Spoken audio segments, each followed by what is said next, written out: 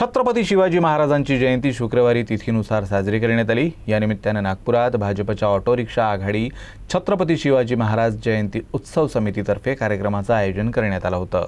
या अंतर्गत झाशी राणी चौकात महाप्रसादाचं आयोजन करण्यात आलं होतं।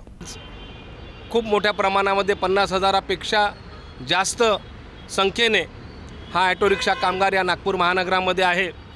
हा संघटित असावा, या कामगारांसाठी कुठेतरी शासनाने चांगल्या प्रकारच्या योजना राबवाव्या आणि नागपूर महानगरामध्ये देखील या कामगारांना कुठेतरी शासनाच्या वतीनं महानगरपालिकेच्या वतीनं कुठेतरी दिलासा मिळावा। कारण की हा कामगार गरीब आहे।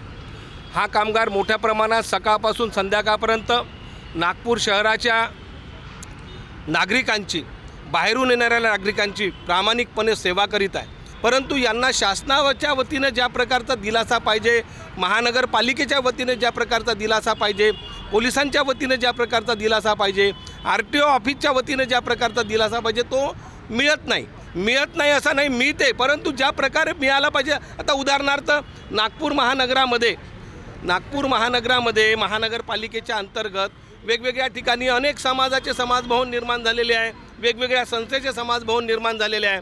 आज हा आमचा ॲटो चालक जो आहे, आज मोठ्या प्रमाणानं जर 50,000च्या वरती जर ॲटो चालक नागपूर महानगरामध्ये काम करत आहे, तर यांचंही एक समाजभवन असावं, यांचंही एक चांगल्या प्रकारचं समाजभवनाच्या माध्यमातून त्यांच्या पाल्यांकरिता, त्यांच्या विविध वेगवेगळ्या उपक्रमाकरिता ते समाजभवन कामी यायला पाहिजे, अशी आमची मागणी आहे। ॲटो चालकांना कुठंतरी एक चांगल्या प्रकारचं बसण्यासाठी, त्यांच्या वेगवेगळ्या उपक्रम राबविण्याकरिता, त्यांच्या मुलाबाळांच्या विवाहाकरिता, वेगवेगळ्या कार्यक्रमाकरिता एक मोठं समाजभवन या नागपूर महानगरामध्ये कुठंतरी असावं, हक्काचं असावं, ही अशी मागणी या ठिकाणी महानगरपालिकेच्या माध्यमातून आम्ही महापौराकडे करणार आहोत।